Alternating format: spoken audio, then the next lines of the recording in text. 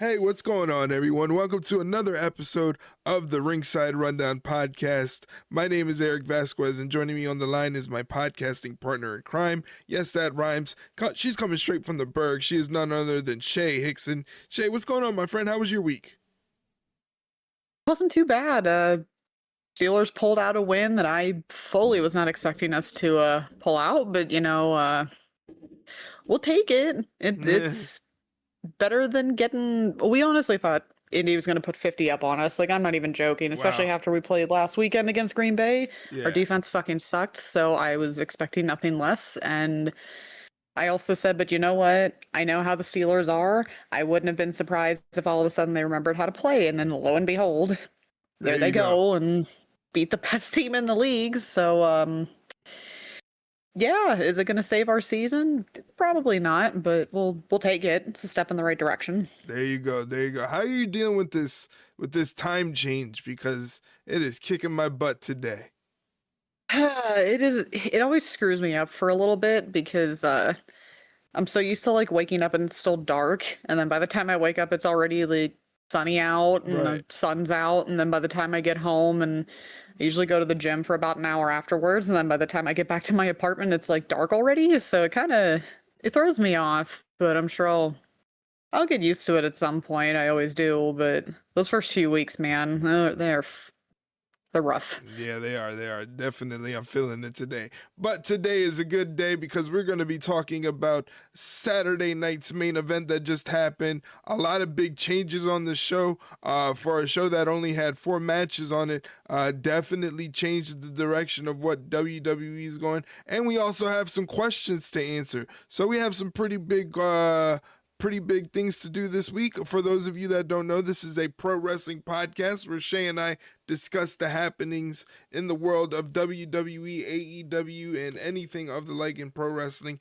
And we have some stuff about some other places today, which we could talk about a little bit later. But first, wanted to talk about Saturday night's main event. Happened a couple days ago, and we've also had Monday Night Raw to kind of digest the happenings that were happening at Saturday night's main event. Did you happen to check out the show?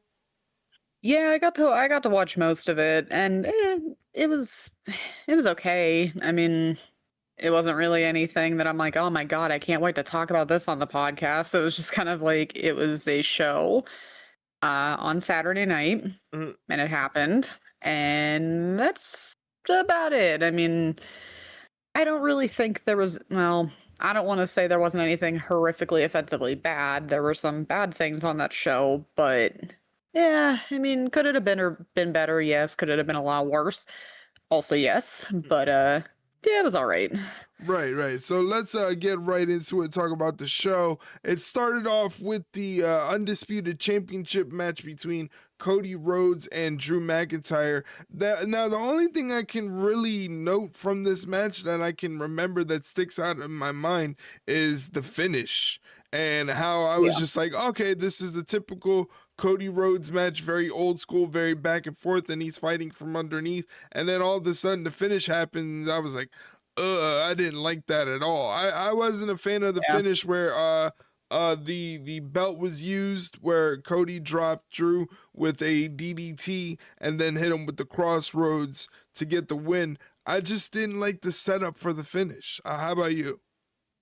No, I didn't like it either. It's sad because you look at these two even like a year ago and how hot they were and the momentum they had, and now it's like, ugh.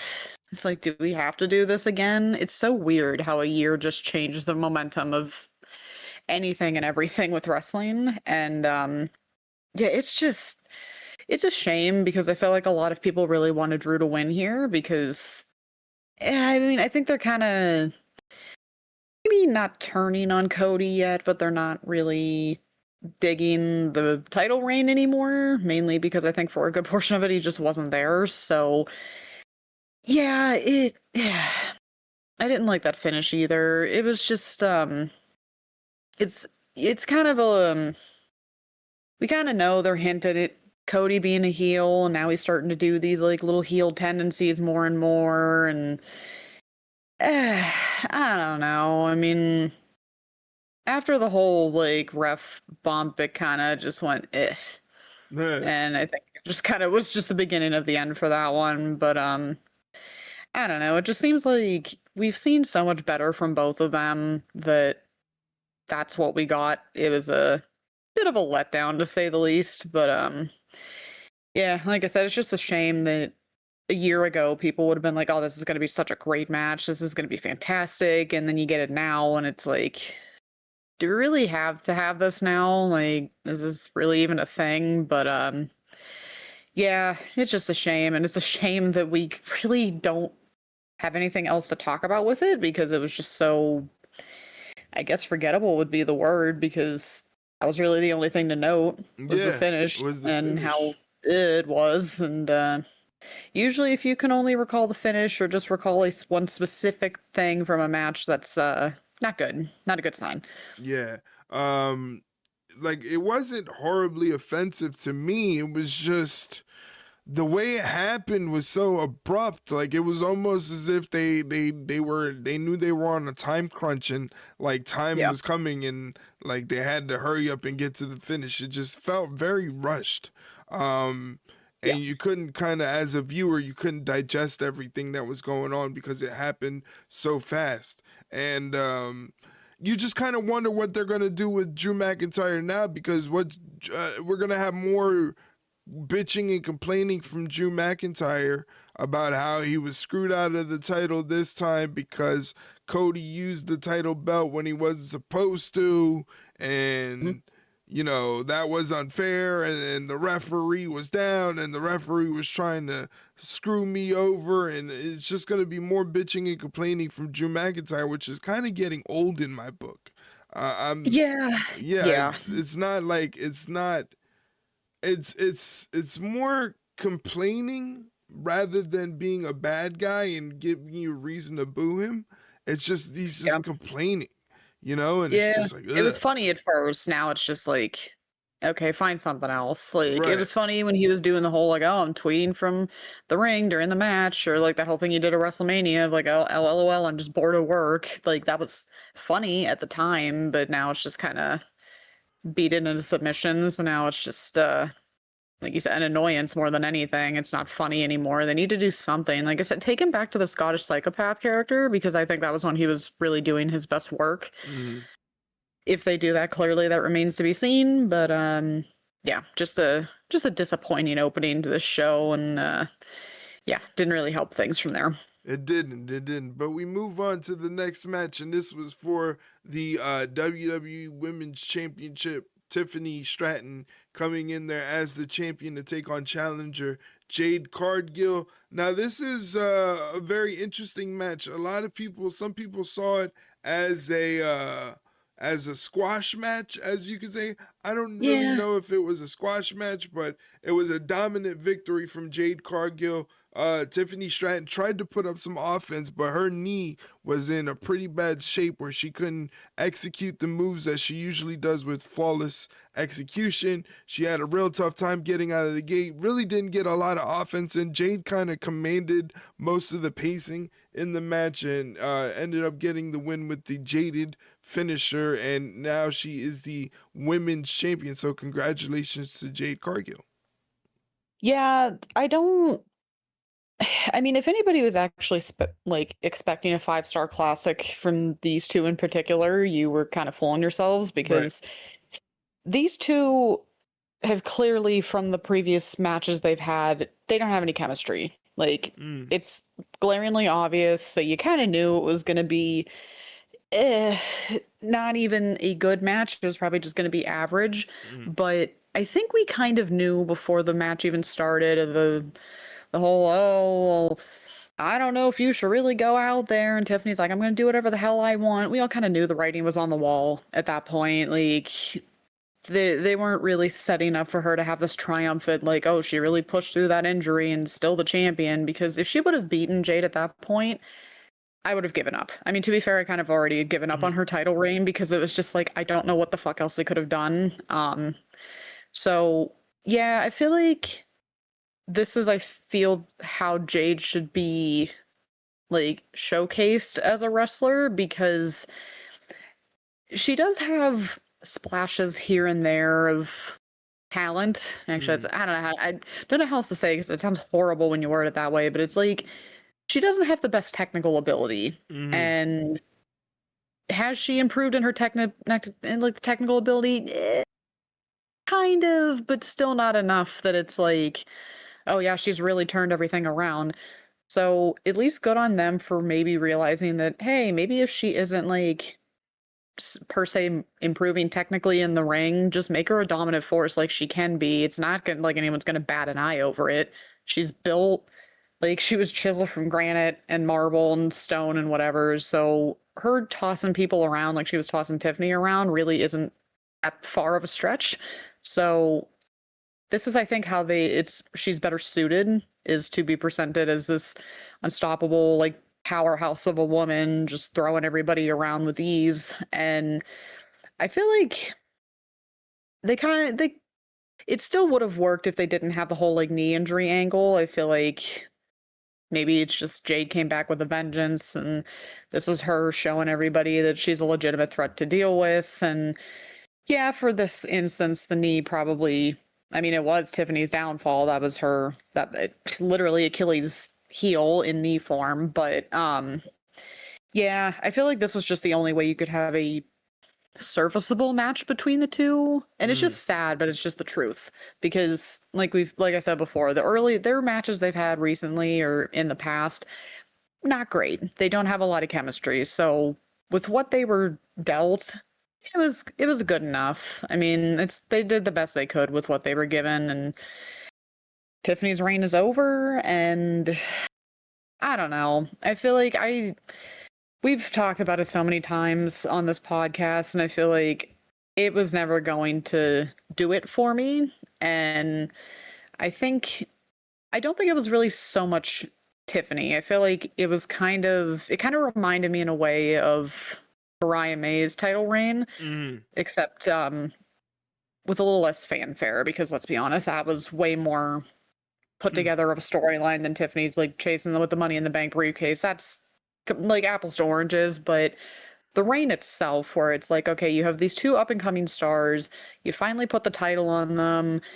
Let's see how they do. They're going to sink, they're going to swim, but then all of a sudden it's like creative and the outside forces are kind of like screwing them over a little bit. Right. So I give Tiffany props for doing what she could with what she was given, but when you're facing Nia Jax every other title defense, it kind of got a little old, and it just seemed like they they kind of just looked at her and went, "Well, we got the title on her. We don't know what else to do after that, but the title's on her. That's all that matters." And she did her best. I just feel like she kind of got screwed over a little bit, but it's now over. It's going to be interesting to see what they do with Jade. Um, Perhaps Bianca will come back at some point and maybe we'll have a little bit of a story there. But Mm-hmm. yeah, I'm interested to see if they're going to continue just having Jade be this dominant, unstoppable force, or are they going to have her wrestle a little bit more? I don't know, but yeah, for what the match was, it was fine. It wasn't terrible. It wasn't amazing. It was just like, it was there. Yeah.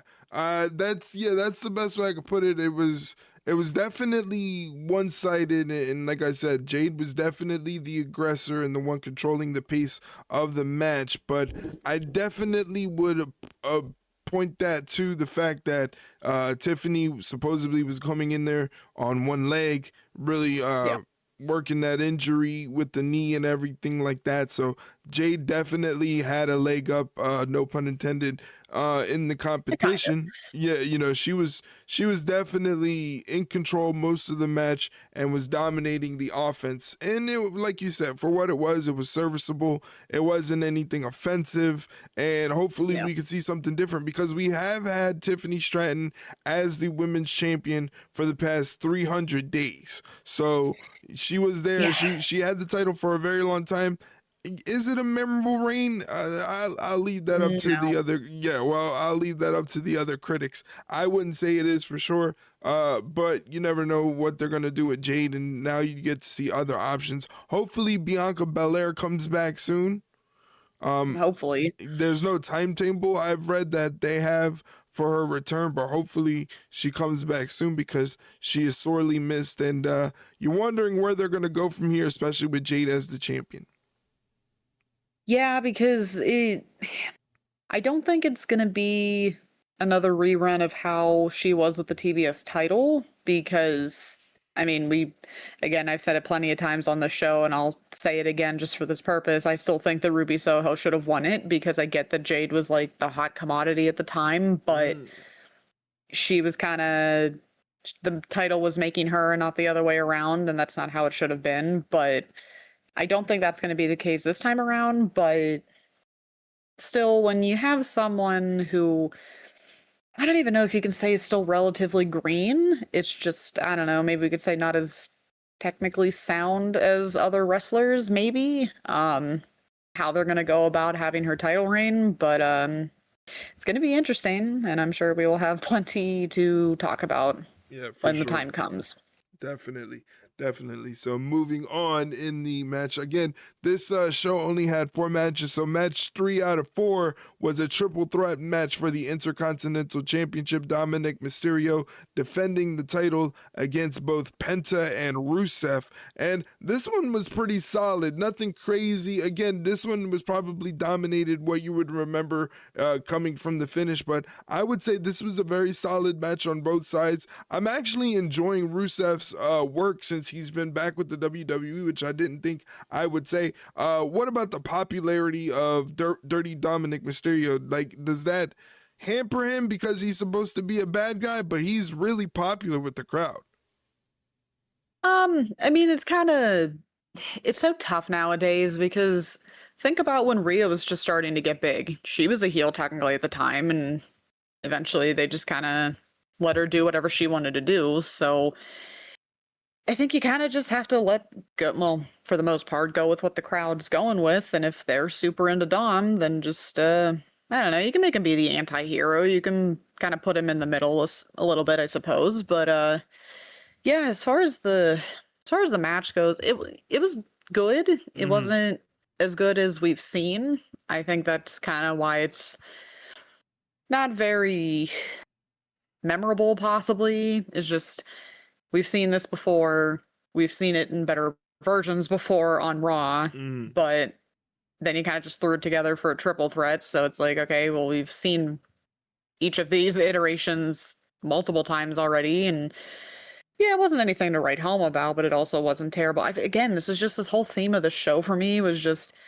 it was all right. It just wasn't anything, "Oh my god, I have to remember this for the rest of my life." It's just like, Right. yeah, it was a show that happened, and it was a solid match. I'm not gonna say it was terrible. It was solid. I mean, obviously, giving everybody involved is not a surprise, but yeah, it could have been better, but I think it was probably one of the more solid matches on the card out of the 4, like you said, the 4 that we had, but I'd say it was probably up there as one of the better matches Right. because I think it was just everything else was just kind of like in comparison, main event included. But yeah, and obviously Dominic winning was the right call because you should not be taking that belt off him anytime soon. Like there's no way. Like that'd be the stupidest thing you could do. So yeah, they made the right call.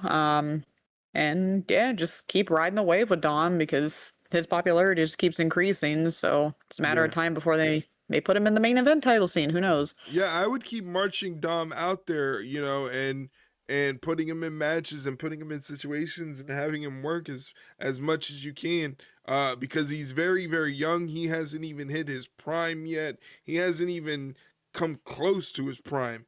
So No. like, you can keep marching him out there. He's only gonna get better and better. The match was pretty solid. I especially love the part where Rusev had Penta in the accolade, and then all of a sudden the ring bell starts going off, and the referee's like, "I didn't Oh yeah. call for the bell," and it's because Yeah. Dominic Mysterio stole the hammer and started ringing the bell, and Rusev thought he won by submission. I thought that was genius. Dominic introduces the ring bell hammer to the ring, but is stopped by Penta. Penta goes to use it, but he hit Rusev instead of Dirty Dominic Mysterio.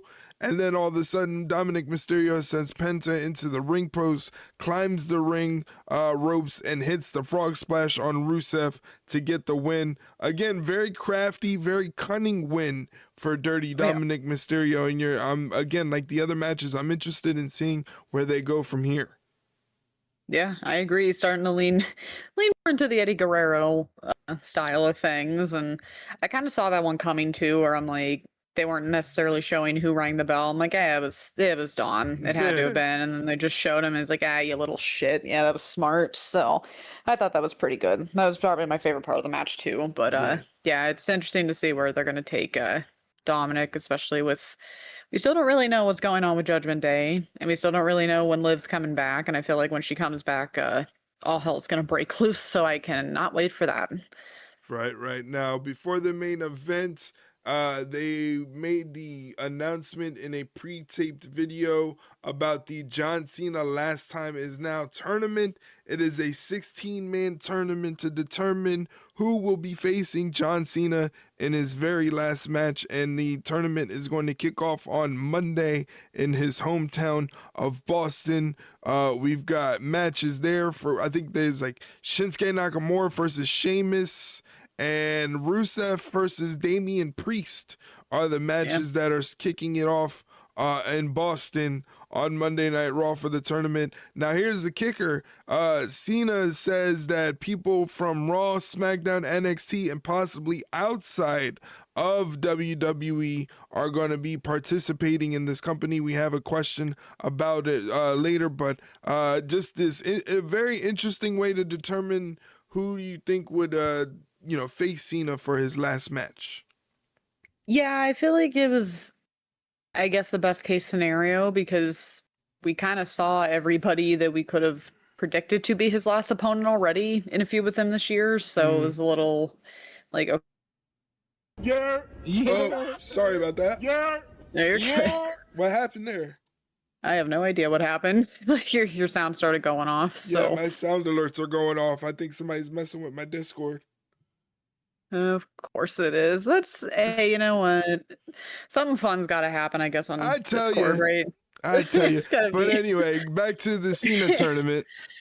It's good. It's fine. We'll edit it and post it. Is what it is. But yeah, the tournament was, I think, just like a creative way of doing it because I feel like anybody that people would have picked for Cena to be his last opponent to have as his last opponent already faced him this year. So just the best case scenario, I guess. A little intrigued by the whole. Oh yeah, I don't know. Oh, it might be somebody from outside of like the people that don't even work here. And of course, everyone's assuming like outside of the company, but that may also just mean TNA for all we know. But Right. that's the fun thing about it is we don't exactly know what they mean by that because that's a very vague sentence. So I don't know. We're gonna see. The match is already a couple interesting names on there already. So I will obviously say that from when we have the question. But yeah, it's gonna be very interesting to see who ends up beating his last opponent, Right. especially in DC, because I feel like a lot of people were pissed that he doesn't get to do it in his hometown of Boston, but clearly they didn't want to do that. So it is what it is. Yeah, gonna be interesting again. Starts off this coming Monday on Monday Night Raw from Boston. We're gonna have two matches to kick it off: Shinsuke Nakamura versus Sheamus, and Damian Priest versus Rusev to kick off the tournament to determine John Cena's last opponent in his very last match. Now, moving on to the main event of the evening, it is the World Heavyweight Championship match for the vacant title that was relinquished by Seth Rollins due to injury against he got injured in his last match against Cody Rhodes, so he had to relinquish the title. This match is CM Punk versus Jey Uso, and this one had a lot Yikes. to unpack, and what it boils down to, okay, there I can't really even break down the finish because it was just kind of so all over the place. It was a mess. It was a mess. Yeah, it was a mess. A lot of GTSs to end the match, but this one was interesting. Not the best showing from Jey Uso, and I'm starting to wonder if maybe a singles run is not for him. maybe he should stay in his lane as a tag team wrestler. I mean, if you go on Twitter and you see that clip of him and that what was supposed to be a neck breaker, I'm not entirely sure what the fuck it ended up being, because I don't know if it almost looked like he was kind of sandbagging Punk a little bit or just didn't know what he was doing. But it's like, if you can't even execute a simple swinging neck breaker, that's not great. Right. And Um, Punk wasn't happy with it either. oh God, no. You could tell he was pissed. And yeah, the WWE universe, I think, is starting to turn on Jay a little bit. Yeah. See, and this kind of goes back to when we were talking about the top 10 last week on the PWI, where at first it was, oh, maybe it was a hot take that I said, oh, well, Osprey and Rollins shouldn't have been below Jay, but I'm like, no, I think I kind of knew what I was talking about a little bit, because, yeah, it was the whole Yeet thing funny and entertaining, whatever, yeah, but when you get him in the ring, nothing really to write home about. Like, Nothing. I'm not saying he's terrible, but he's not, like, I need to pay money to see him wrestle. That's not the case. That's not the case at all. And I don't know if maybe, I don't know if it's maybe kind of like personal leading, like bleeding into storyline, but it's almost just like maybe he's kind of letting it get to him a little bit, that people are starting to kind of catch on to the fact that maybe that whole like you said, kind of that whole singles run with him, maybe that was a mistake at WrestleMania, and maybe he shouldn't have had that title reign, because let's be honest, it really did nothing, like nothing at all. And now you have people online saying he wasn't in it, his heart wasn't in it, he didn't like fight for it, he didn't like stick with the conditioning or whatever. And of course, obviously that's all speculative. You can't really know what the guy was doing unless his boss is telling you firsthand what's going on. But yeah, it is just fans are fickle and they should know that, but you also can't really give them a big reason to turn on you the way they're starting to turn on Jay. And that match was not doing him any favors. It's just not good. Not good at all. Yeah. Well, the end of this match came when after two GTS to Jey Uso to secure the win for CM Punk and get back the World Heavyweight Championship that he only held for about 3 minutes at SummerSlam before it was taken from him by Seth Rollins. He gets it back after this victory from Jey Uso. And he, even on Raw, CM Punk was very complimentary towards Jey Uso and thanked him for the match and the hard fought victory.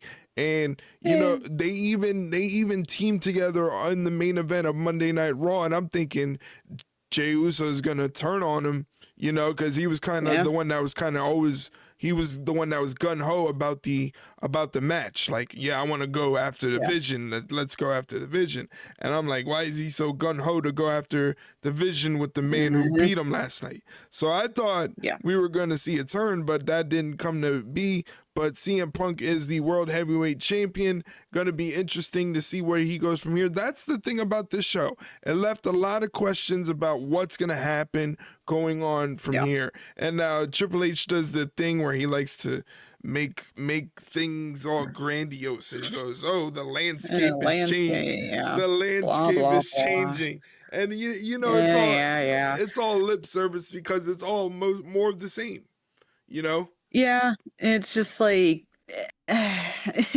just seeing some of the quotes from that recent interview he did, I'll say didn't really endear him to me, not that I was really endeared to him in the first place, but the obvious ones aside that I was fully not thrilled about for obvious reasons, just the ones where he's like, oh, well, we have all these families at these shows and it's so great to see all these families and the kids and the parents there. And I'm like, yeah, because they probably had to take out 2 mortgages on their house to afford those fucking tickets to go, because your prices are god awful and they're probably not going to be there next time. Like, hell, the tickets for WrestleMania again are insane.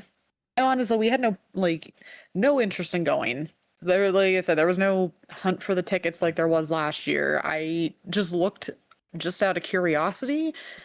And the cheapest ticket I saw was third or fourth row from the top, and it was $1,200 for 2 night. Yeah, nah, that's just ridiculous. Like, you guys are fucking insane. And again, it's kind of funny how we used to hear show after show after show. Oh, we broke this record. Oh, we broke that record. Oh, we did all of this.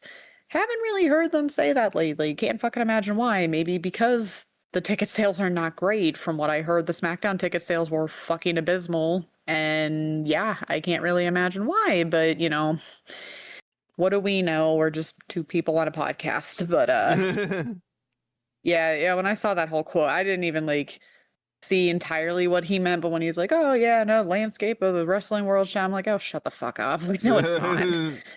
Just shut the fuck up. No, it's not. You say this every other month, like, please. So I did not believe him 1 second, and yeah, no, it's just like, dude, maybe you should just stop talking. Maybe But it makes you wonder if Triple H is losing favor with the fans. oh, I'm pretty sure he is. For multiple reasons. Obviously, we don't want to get into some of that on here because that's a whole can of worms that I don't feel like opening up because it's 9:30 at night and I'm tired. But yeah, besides the outside wrestling bullshit that he can't shut the fuck up about, yeah, his booking lately has just been kind of odd, and just his creative decisions have just been odd. And even when he was still making these kind of decisions, we tried to give him the benefit of the doubt of like, oh, well, it's TKO, like he can't really help it. And after a while, you get to be like, yeah, but he's not necessarily fighting against TKO. So he clearly is getting into the whole corporate greed of it all, which is whatever. That's just today's society, unfortunately, but that doesn't make it any less disheartening. But it's all about money, whether you rip it out of people's hands or not. Yeah. Well, CM Punk is the new world heavyweight champion. Nobody to steal the title from him. What are you looking forward to in this title reign from CM Punk? Anybody in particular you want to see him face?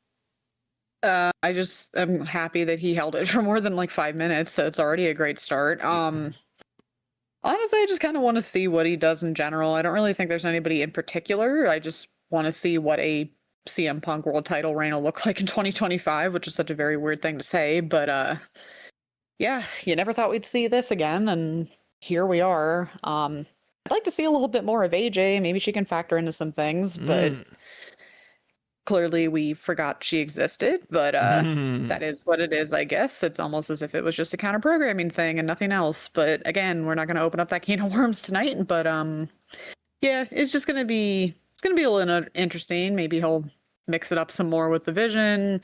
Maybe they'll give him somebody new. Maybe we might have somebody come over from SmackDown. Who knows? I mean, I'd like to see him and Aleister Black go at it, but also we're biased, so I just want Aleister Black to go against everybody. But yeah, I'm just gonna be interested to see who they give to Punk and what they can do with it and how good his title reign will be, because we almost had this a couple months ago until, Seth had to, screw the internet over, I guess, but and make everybody mad and question every decision WWE ever makes now. But it is what it is. Yeah, I'm definitely on your side. Like you said, just kind of interested in seeing where they're gonna go. Not necessarily anyone in particular. We saw Monday night that Logan Paul of all people mixed it, threw his name in the hat, and you're kind of wondering, are they gonna have Logan Paul side with Paul Heyman and Braun and Bronson, which will kind of be a formidable faction? Going to be interesting to see, but I'm sure we'll be waiting to see that in a couple weeks leading into Monday Night Raws and everything that's going on with CM Punk's now that he's the world heavyweight champion. So as Triple H said, the landscape of WWE has changed, and I mean two new champions out of this show in Jade Cargill and CM Punk. It definitely means that they're kind of shaking things up a little bit. But again, it's just, you can't say that. You can't say that every time a title changes hands. Please. It's Yeah. just like it's old news at this rate. Like, come up with something better. Yeah, hopefully they do, but we shall see. But now that moves us on to our favorite part of the show, what we like to do the most, and that is answering your questions about what is going on in the world of professional wrestling. Whether you have a question, comment, rant, or anything in particular that you want us to discuss on the show, let us know by hitting us up on social media at Ringside Rundown, Twitter, Instagram, or Facebook, and letting us know what you want to talk about. But Shay is in charge of the questions. She is the one that is going to be leading the charge. What is the first question on the docket for us to answer? All right, we're gonna switch it up a little bit. We're gonna start with Mike's questions first tonight. He said, "I'm a little out of the loop, so bear with me." So we only have 4 questions from Mike today, and the first one we touched on literally 5 minutes ago. Do we see Logan Paul being a long-term fit for the Vision? Mm. Um, yes and no. Not so much like wrestling wise, sure, because like we've said plenty of times, as much of a piece of shit human being he is, he's great in the ring. So you kind of just have to give him that, unfortunately, and that's all I'll actually give him. But I don't know. I feel like character wise, he doesn't really like fit with the other two, but maybe that might be what makes it work. But eh, I don't know. I don't know if he would be a long term fit, maybe like a short term, and then Braun and Bronson get sick of him being like a little shit and they Mm. just like get rid of him. But maybe not so much long term, I don't think. Maybe for like the here and now for a little bit, but I don't know. I just couldn't personally see it being like a long term thing. I'm definitely interested in seeing what Paul Heyman looks at like as Logan Paul's mouthpiece, because not necessarily Logan Paul is bad on the mic. I think Logan Yeah. Paul is very lucky because as soon as he opens his mouth, no matter what he's saying, he's getting booed. You know? Yeah. So like Yeah. you kinda can't tell if he's a good promo or not, because as soon as he opens his mouth, he's getting booed, which is not necessarily a bad thing. Yeah. But then you want to see how he can get over, and the best way to do that is to have someone like Paul Heyman talking for him. Yeah. So I think in that sense, it would work very well, and it would be very cool to see a very young kind of faction leading the charge. Because nobody saw, even with Logan Paul getting jumped by the Vision last night, nobody saw him actually coming to the aid of CM Punk. I think that beatdown helped him realize, hey, I don't want to get my ass handed to me every week on Monday Night Raw by the Vision. Might as well try to join up with them and see what I can do there. Yeah. Is he a fit? I don't know. We would have to see in the coming weeks what it looks like. It'll either look like he fits, or this just looks like the panic button after Seth Rollins got injured. Yeah. So that's what we're gonna have to necessarily wait and look and wait and see how it fits. Give it a couple weeks before we can go back to the question and say if it works or not. Yeah. I feel like it'll be answered pretty quickly, I think. I don't think there's gonna take we're gonna have to wait a whole long or a Yeah, whole long time to tell if he fits in or not. So come back in a couple weeks and maybe we'll have our minds made up. yeah, But that remains to be seen. All right, so we touched on it a little bit too. Out of the names we've seen so far, because obviously we haven't seen all of them for the Cena retirement tour, who looks out of place to us and who do we want in there? Um, I feel like the one that sticks out to me more than anybody's Damian Priest. I feel right. like I wasn't really expecting him because I feel like a lot of the others have history with Cena, so it makes sense. But I also see why they would put somebody like Damien in there. So it's literally not just, oh, it's Cena's greatest hits in a tournament, because that kind of would defeat the purpose of the whole tournament, I believe. Because I think, if I remember correctly, the video said, I want to give somebody new or something like that the chance to like have their moment like I did against Kurt Angle. And so it'd be a little silly to have somebody who he's had a storied rivalry or at least some history with win the tournament. So having people like Damian Priest does make sense. It's just he does stick out like a sore thumb a little bit when you have other people like Rusev and Sheamus in there. Who would we want? Uh, it's tough because you don't want to immediately just say like the ones he has history with. You don't want to say like Randy Orton, and there's some people out there that are probably praying that Edge shows up, which I'm like, I don't think he's legally allowed to do that, so they can kind of like stop because I feel like that's just the pipe dream that everybody wanted when he left to go help Beth. That was immediately what everyone said. Oh, he's going to WWE. His contract's running out. He's gonna go. It's like, guys, you think you have the pencil in your hand right now, and you don't put it. Like, just stop before you're gonna hurt yourself. Just give it a rest. I'm trying to think of who else we could see. Like, I mean, of course, you want to see more people from NXT, and obviously we're going to. It's just a matter of who. I mean, you could see probably Ethan Page being in there would be kind of fun. Ricky Saints.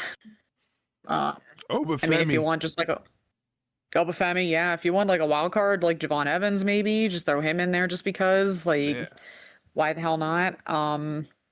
Outside the company is still the thing that's getting me, and because again, that could mean somebody not under contract in WWE. That could mean somebody in TNA. If that's the case, I'm sure everyone's going to want Joe Hendry. That'd be kind of funny. You fucking imagine. He comes in and wins the whole thing. That'd be kind of hilarious. But I don't know if he would, but it'd be entertaining to say the least. But yeah, the possibilities with this one are pretty much endless because you have to think he has a bit of a say in who's going to be in this tournament. And if he doesn't, or he's not fooling us, really. Like, he has to have some type of say. So it's just going to be interesting to see who ends up getting picked and ultimately who wins, because that'll pretty much tell you if they were actually paying attention to the package they put together or not. But we'll find out in a month, because that's all we have left, which is depressing. But time stops for nobody, sadly.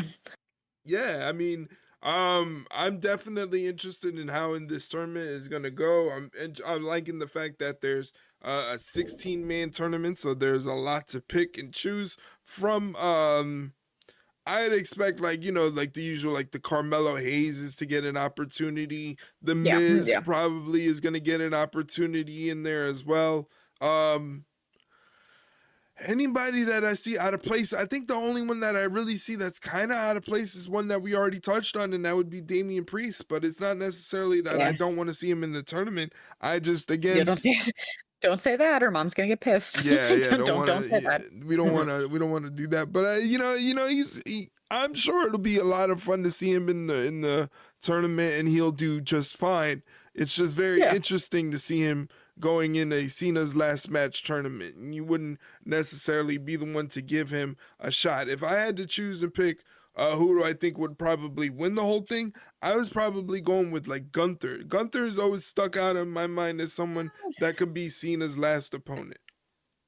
It's always tough though, because I feel like the way the video sounded, it's almost like they wanted somebody up and coming to be in that match. So it's kind of tough when you're putting all these established guys in there right now, where it's just like, okay, but yeah, even in a hypothetical world, if Damian Priest does win it, he's not so much an up-and-coming star anymore. He's already a star. So it's almost just like, are you going to pigeonhole yourself into a damned if you do, damned if you don't, where you bring in the more established guys and an established person wins it, and then people are like, well, you didn't go off of what you built this whole tournament up to be? Because to be fair, I think all of Cena's retirement tour has been heavily scrutinized for unfortunately valid reasons, because they fucked it up royally.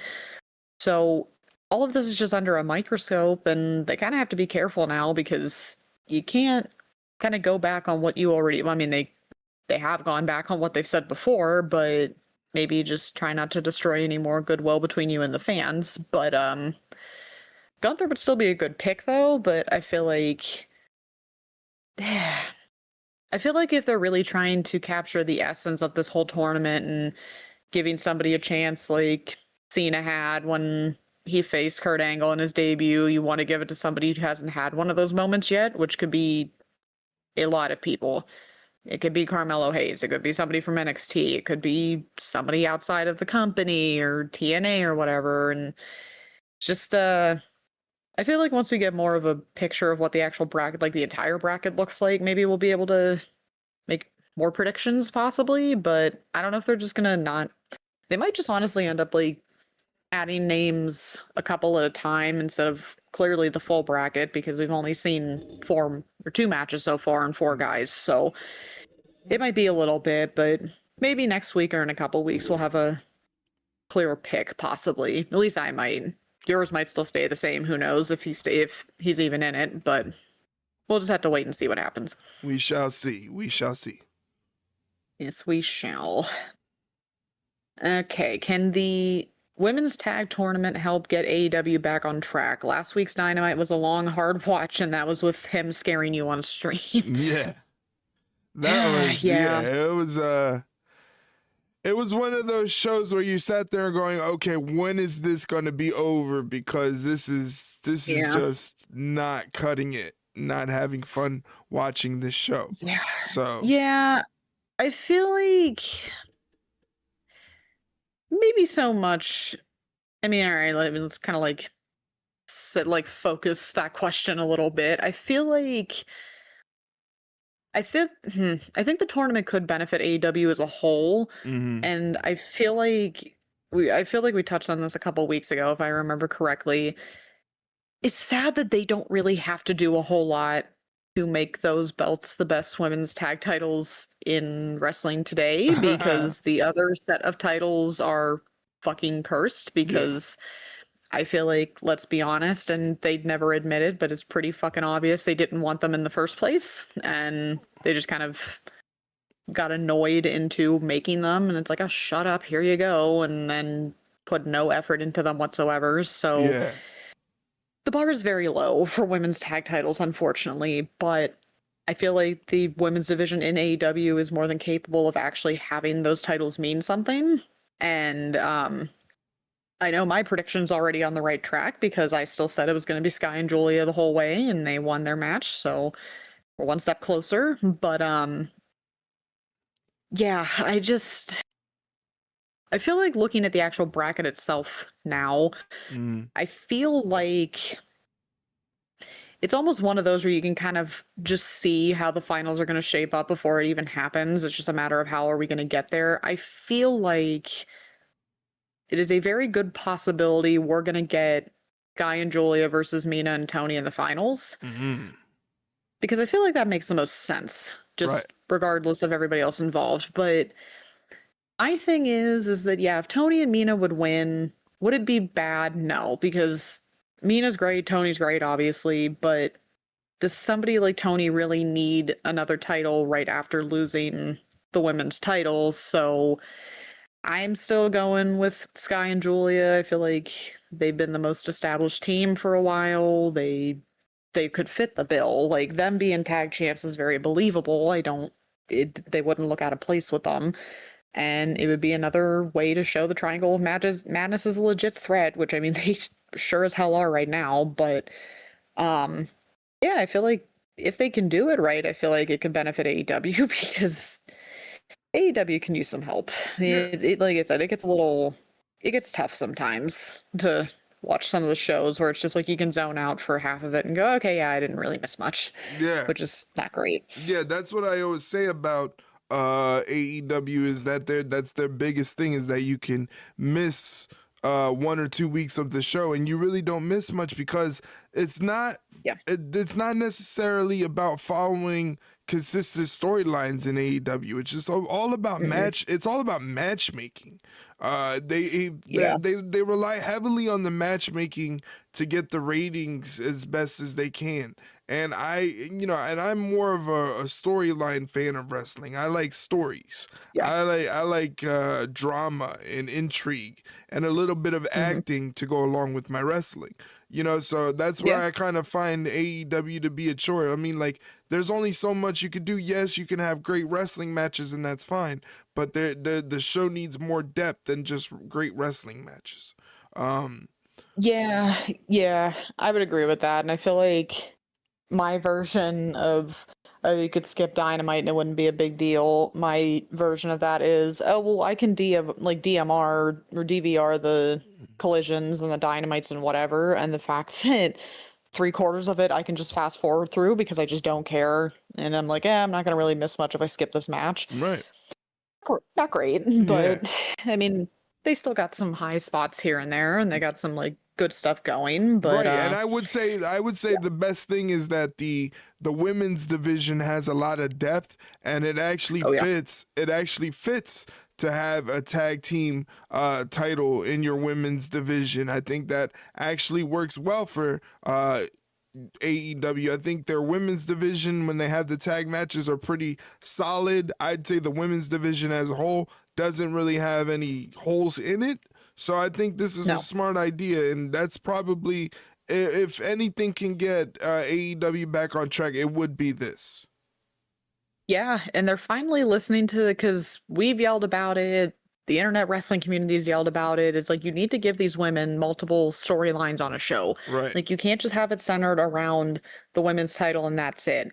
Now you have the women's title, you have the TBS title, you have this tag tournament, you had a multi-women like drama storyline before you even had Blood and Guts as a thing. So it's like you had at least 2 to 3 storylines per week with this women's division, and then you even had them intermingle, which is good because it's not like, oh well, that's only the TBS title storyline that has to stay strictly between them and nobody else. It's like, no, that kind of stuff bleeds into other storylines, and now you have literally all of these storylines that have been going on for a while right in the middle, smack in the middle of Blood and Guts. And boy, this is going to be great. And the fact that Tony had the wherewithal to add more women to the match was a very good idea because I remember Mom and I were even talking about it before they had announced who was in it because they had the men's figured out and it was only 5-on-5. And so we were sitting there and we're like, who's getting left out of this? Because you need to have more than just 5-on-5 for the women because it wouldn't have made sense. Like you could have had so many combinations of women, and the fact that he's like, no, we'll make it 6-on-6. We need to have more women in this match. It's like, yeah, thank you, because you'd be doing a disservice to not only the women getting left off, but the fans, because there'd be no payoff with some of these women. You've had them at their throats for months now, and you almost just let part of it sit on the sidelines while everybody else got to go through with this, and that would have sucked. That would have been fucking terrible. So I'm glad that we have more women. It's going to be carnage. And you just look on Twitter, all these women are excited. I think no one's more excited than Sky Blue. I think she's going to do something stupid, but it's going to be entertaining. I cannot wait for that show. It's going to hurt in an entertaining way, but yeah, I can't wait to see those women just absolutely murder each other, and it's going to be a great match, and I cannot wait for it. Yeah, it's going to be a lot of fun. Definitely a bright spot in AEW is the women's division for sure. Yeah, I completely agree. All right, so now we're going to go to Mike's last question. And he says he's seen from a couple, not a lot, but a couple of relatively neutral wrestling sites that are putting Triple H and his booking in the hot seat. He's not sure what they're seeing that he's missing, but he thinks the shows have, for easily over 90% of them, been really good shows. Do we agree with those sites, or are we marks like Mike? I hate to tell you, Mike, I feel like they might be onto something a little bit, because there's just been some creative decisions in WWE that kind of make you just shake your head. But I feel like what's been the biggest creative decision that's kind of made you scratch your head?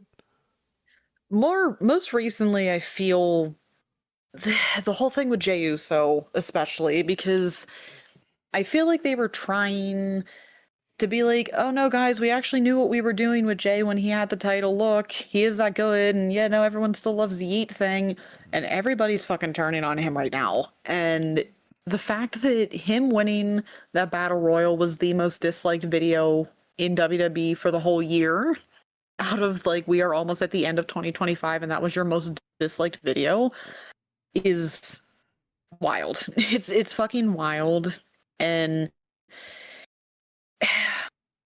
it's just I feel like it's also that mixed in with the fact that everybody wants LA Knight to have like these big moments, and this is finally going to be his time. This is finally where they're going to give him his flowers. This is where he's going to get his chance to shine, and then it never happens. And I think that was kind of mixing with the whole Jay thing because I think people wanted LA Knight to win, and clearly that wasn't going to happen. But I feel like, and I know that Mike had said that these sites are like neutral, but I feel like kind of tough to stay neutral with these kind of things. But I feel like the ire for Triple H is not just solely his booking, but I feel like everything else kind of surrounding him right now is not doing him any favors.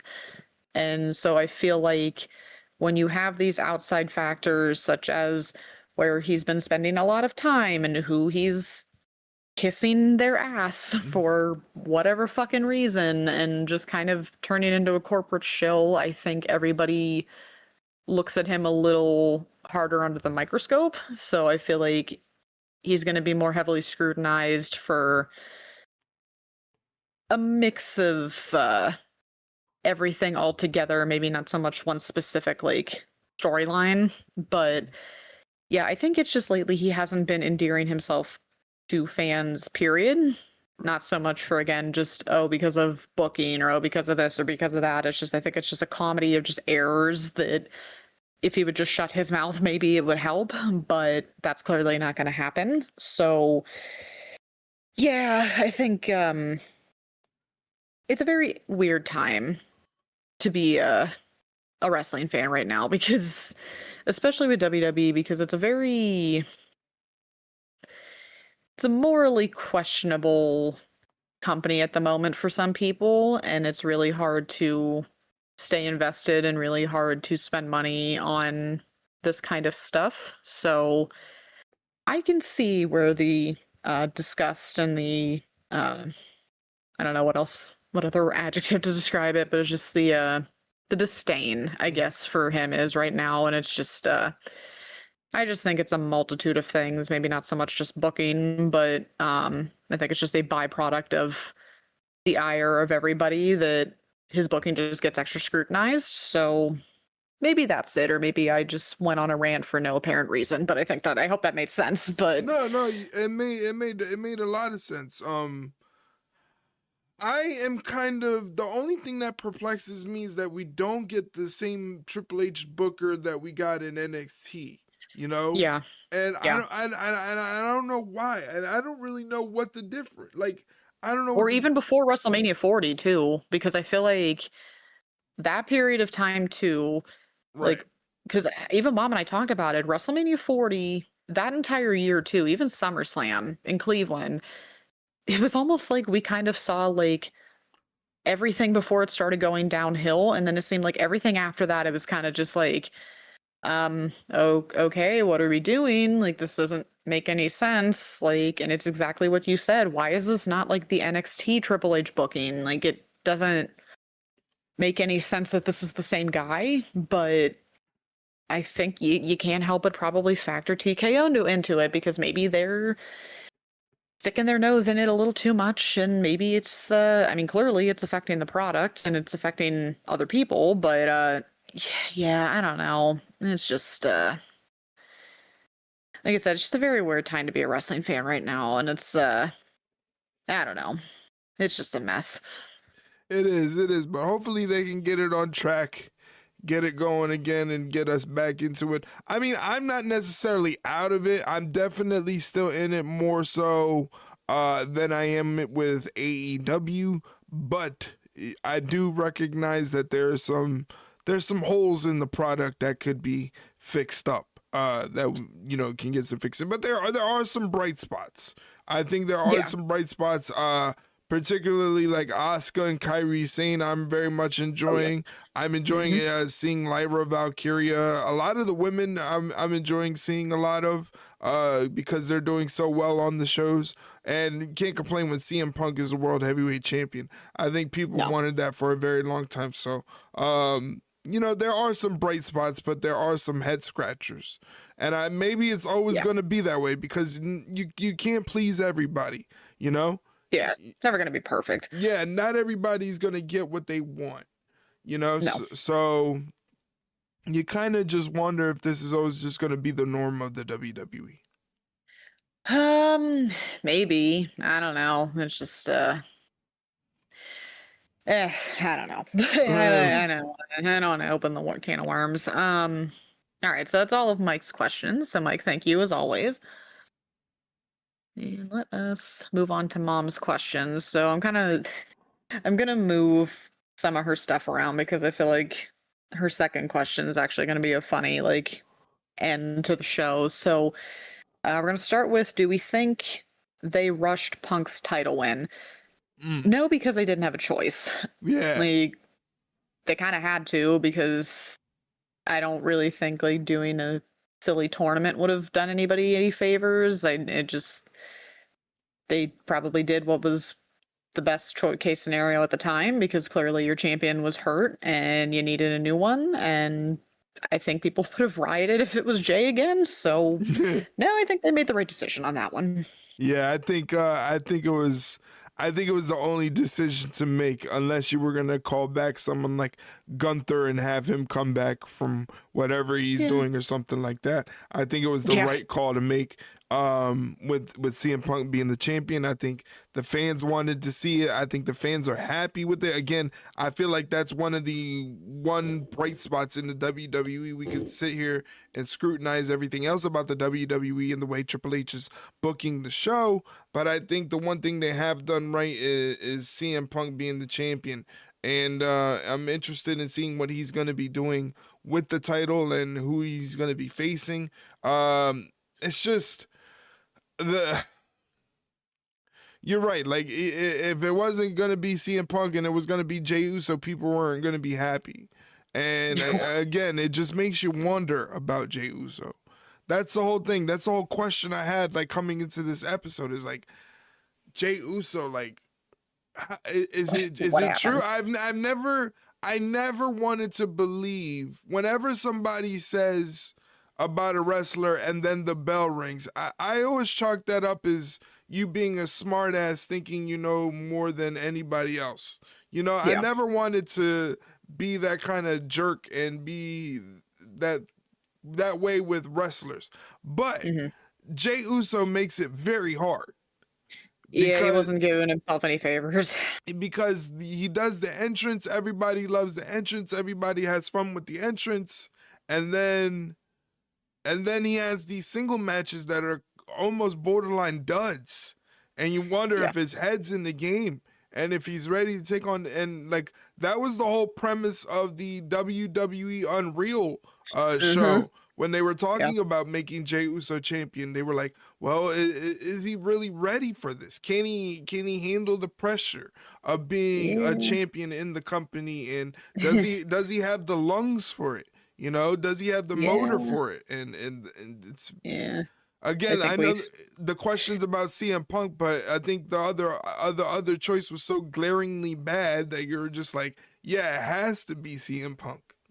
Yeah, unfortunately, I think those questions were answered from that documentary, and unfortunately, I don't think it was the answer people were hoping for, but that's just how it goes sometimes. Sometimes you can handle it, and sometimes you can't.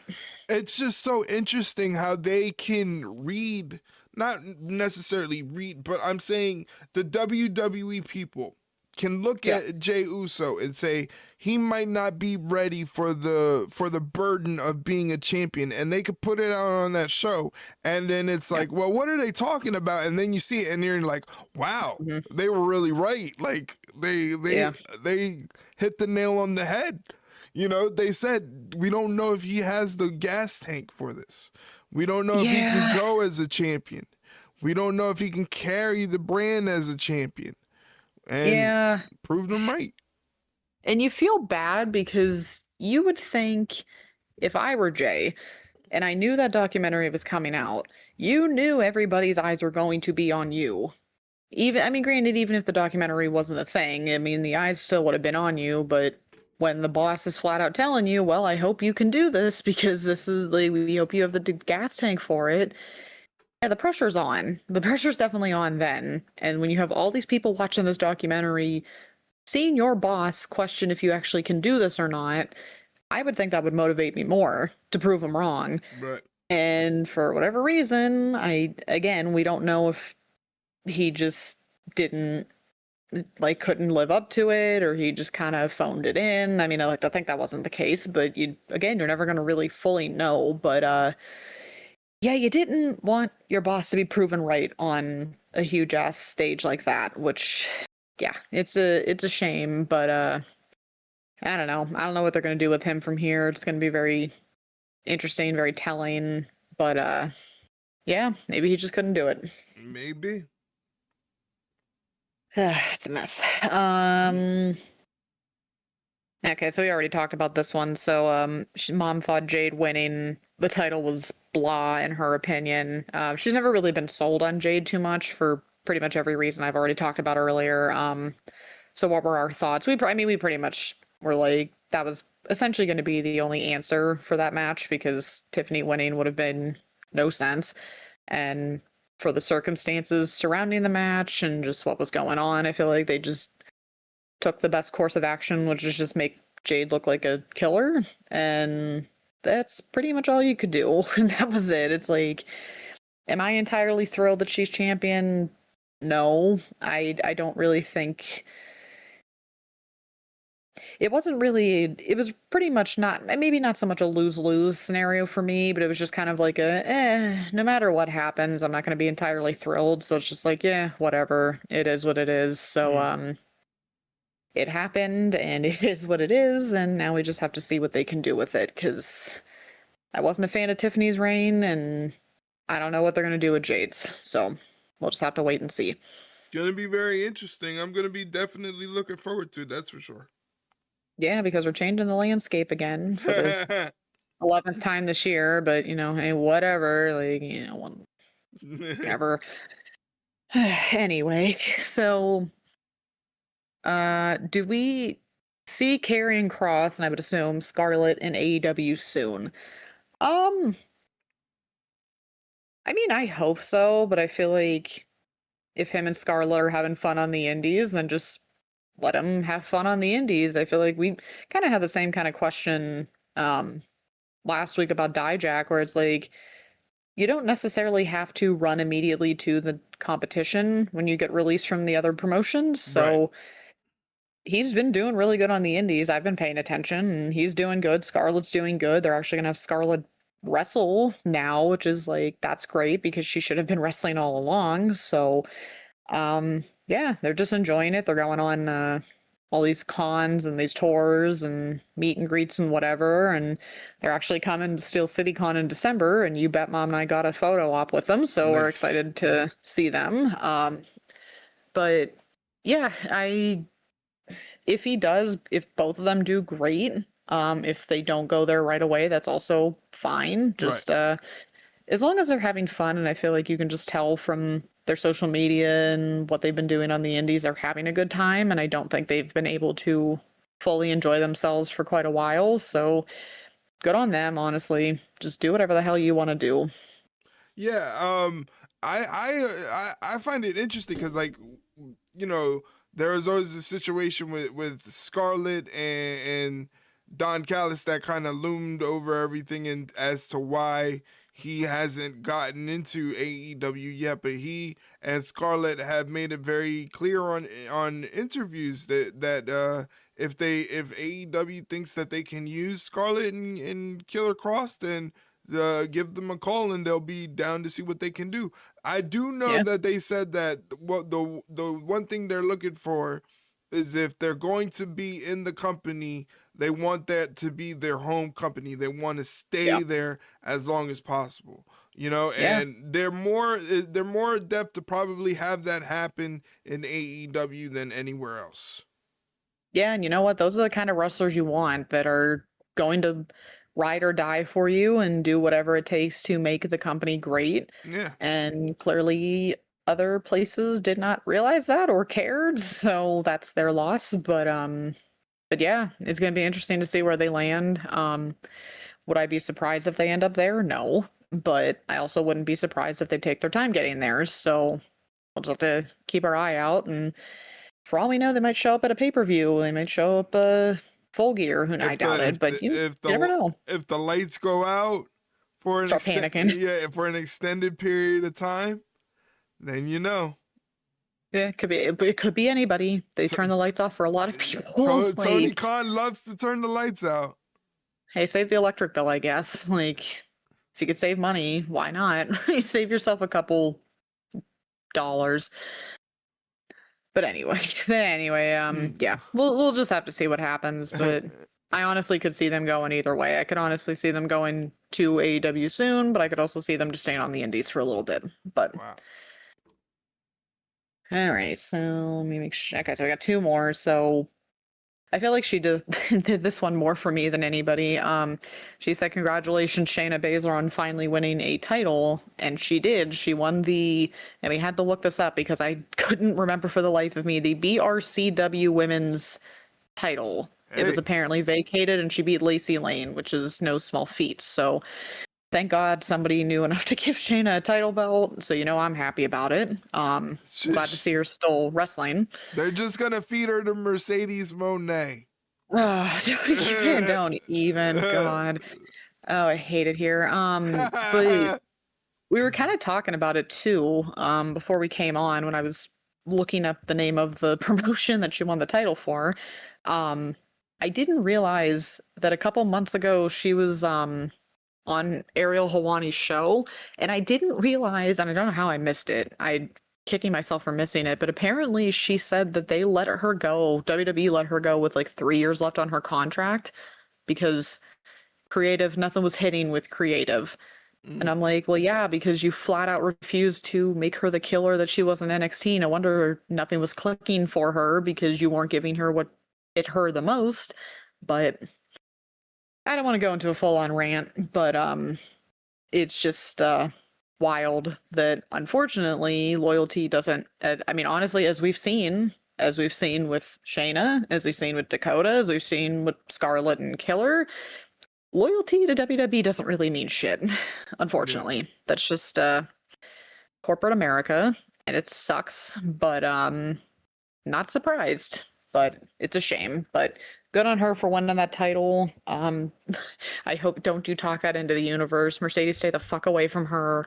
However, she's racking up all the belts, man. hey, but if anybody could take Mercedes out, it would be Shayna. So she might have to stay away from that one for a while, but leave her alone. Just let me have this for more than a month, please. That's all I want. But again, congrats to Shayna for winning the BRCW women's title. I actually think it was last week or a couple days ago. It was pretty recent, if I remember correctly, but good for Shayna.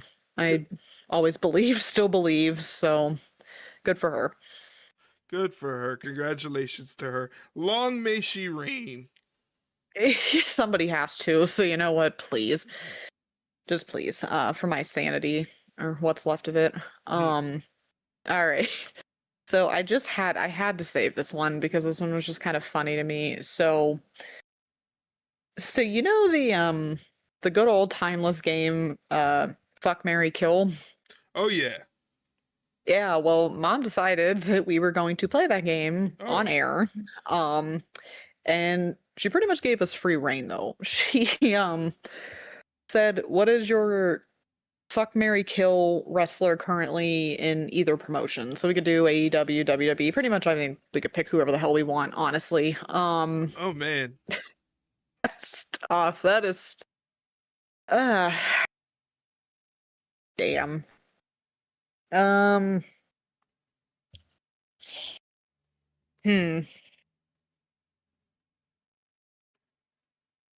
Tough. I feel like the kill one's rather easy though. I feel like actually no, that's not that easy because there's quite a few. Hmm. Well, Mike already knows a couple names that I probably have in my head right now of who I would kill. Get Logan Paul out of there. We'll take him out. Wow. Logan Um, Paul. like I said, there are quite a few, but we'll just take the easy one, I suppose. One of the easy ones. Hmm. Who would you marry? That'd be funny. See, the worst part is that I feel like the one answer could literally be the marry or the fuck option. Which is sad. Mom's not gonna be surprised either way, regardless of which one I choose, but hmm. Oh, it's so tough though. Oh god. Mm,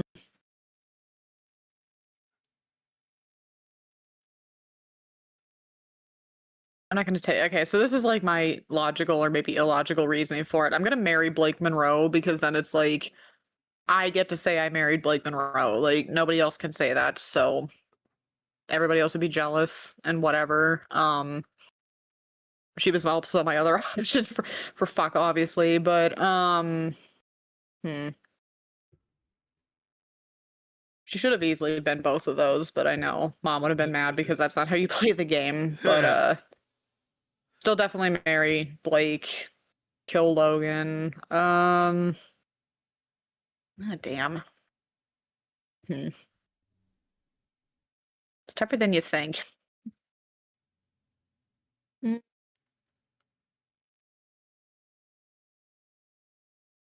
She's thinking hard, ladies and gentlemen. I mean, you think it's easy until you're put on the spot like that, and not so much. As much as I would like to say Scarlet Killer would destroy me in a second, so that's not really possible. But see, this is what happens when the one person would take up two of the options, but I can't do that. God damn it. Okay, well, while I come up with mine, let's hear yours because I need I need more time to think. All right. So my kill option. Who would be my kill option? You took Logan Paul, which is kind of. You can still say it though. I mean, Yeah, I think Logan. I think Logan Paul. easy. Yeah, I think Logan Paul is the easiest answer for the kill option. Yeah, The Mary, I would want to marry Stephanie Vicaire. that's a good choice. Yeah, That's a really good choice. I think me and her would make some beautiful babies. Uh, uh, now Nah, go ahead. it's always the hardest one is always the F part, you Yeah, know, I know. Like, I know. because it's like Because easily it's who you could also marry, but yeah, um that's like I said with Blake. Like that literally is both those options, but I'm not allowed to have that same option. So what the? I'm already marrying Stephanie Vicaire. I know. So Like the F part will probably just be for fun. Uh it's like who's gonna like literally fuck you up? Maybe Nikki Bella? I mean, yeah, why not, right? Nikki Bella? Alexa Bliss, maybe? I could see it. I'm still trying to think. Rhea's too scary for me. See, I always said I want to be Rhea. I don't want to be with Rhea. Like, I want to be the one they chase after. But anyway, that's a conversation for another day. But yeah, you would think this one would be like the easiest, but it's really not.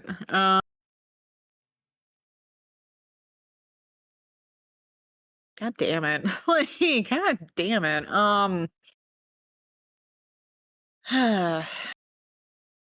Son of a bitch. You know what? I'm just gonna say Scarlet, just for the sake of we don't want to be here all night. But I'm telling Killer Cross, you're gonna be in trouble. I'm dead. But you know what? Then so be it. I don't know if there would have been anybody. I don't know. If we tried to go AEW, I guess. Harley would. I'd marry Harley. Imagine? I'd marry Could Harley. you imagine? Oh my god. See, I feel like if I I feel like some of these is more or less like you would get your ass handed to you if you picked them Yeah. for several reasons, probably.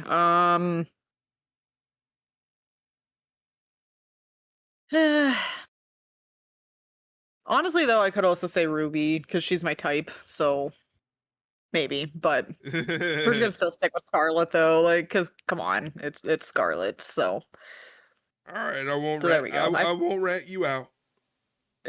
Please don't, because you'll never see me again. I will fully get murdered in my sleep, probably, but it happens.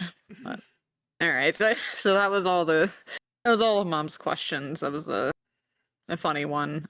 Also, before we go, did you see? Because it just showed up when I was exiting out of the tweet. Did you see that Mike tagged you in that tweet where Tony Khan said the Adam Cole and MJF storyline was some Oh of the best yeah. AEW TV ever? Do you want I, to go off on that a little bit? We I have time. listen. That Get riled honestly, up. that was honestly the downfall of AEW for me right there. That's when I knew. That's when I knew. Okay, we're dealing with children here. You know, Yeah. we're not dealing with a full on business. We're dealing with children Yeah. here, where you're letting the children get all the toys and have all the screen time and letting them do whatever they want because only Adam Cole and MJF would find fun in what they did with Better Than You Baby. Okay. Yeah. The only thing worse to that equation is if you would have added Chris Jericho. Then that would have been Yeah. the worst thing to ever happen to my life. Just like Better Than You Baby was pretty much close to being the worst thing to ever happen in my entire life. So get out of here, Tony Khan. You matchmaker, not a booker. Oh, yeah. All right. Well, I don't think we can get any better than that one. So I think we're done here. All right, we answered all the questions and we even Yeah, talked about Saturday night's main event. So we had a pretty good show. I'd say so. Yeah, we always do. Well, we thank you guys for participating in the episode with us and sending in your questions. Remember, you can send in your questions by checking out our Twitter account at Ringside Rundown. Every Monday afternoon, I post up the tweet asking for questions to be submitted for the podcast recording. So every Monday, look out for that every Monday afternoon where you can send in your questions and we answer them on the podcast here. That is our bread and butter. That is what we like to do. So if you want to Mhm. participate, don't be afraid to hit us up on Twitter.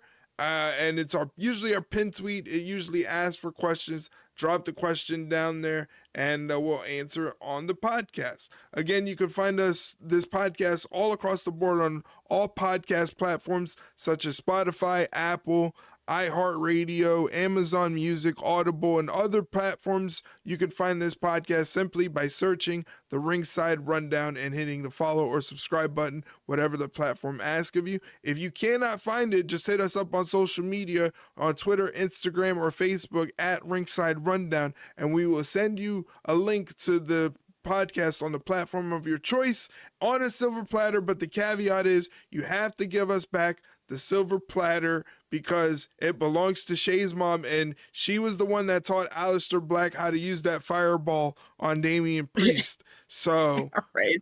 so she's a very dangerous lady. So give her back her silver platter. Yeah, you don't want to mess with that. Like, no. From personal experience, just don't do it. There you go.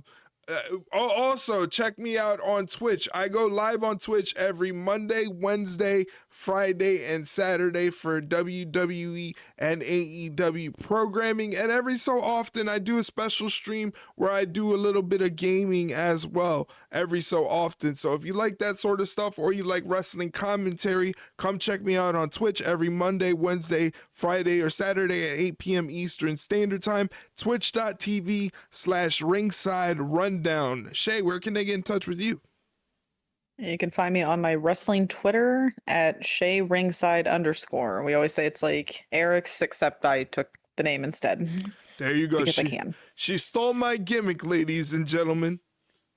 the homework. Yeah, she copied the homework. There you go. Well, we'll be back with another episode next week. I don't think we have any pay-per-views to go over next week, so we'll be taking more of your questions. So make sure you get those questions ready to send us in and be a part of the Ringside Rundown podcast. It's a lot of fun, and we want to have fun with you. So until then, for Shay Hickson, my name is Erik Vasquez. Thank you for listening to this episode, and we'll see you on the next one, guys. Take care.